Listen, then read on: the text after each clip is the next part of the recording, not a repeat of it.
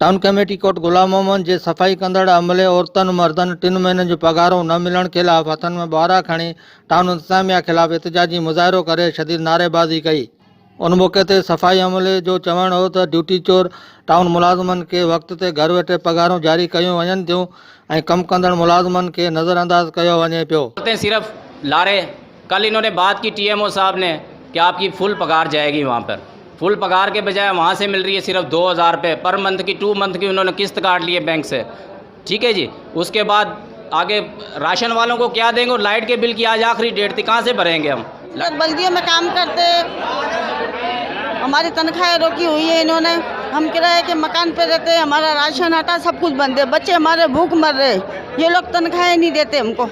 ये देख रहे पगार नहीं देते यहाँ पर, और कुछ बोलने जाते हैं तो डांटते हमको। हमारे घरों की लाइटें कटी हुई है, हमारे राशन वाले राशन नहीं देते, आखिर किस वजह से पगार नहीं दे रहे?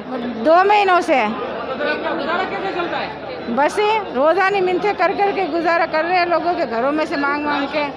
राशन पानी बंद है, लाइटें कटी हुई है। से एहतजाज इन करे कि असांखे पगारूं टाइम ते मिलनि कोन थियूं ऐं असांजी पगार है 12000, वो भी असांखे टाइम ते कोन थी मिले ऐं 2-2 टे महीना असांखे लेट कनि था।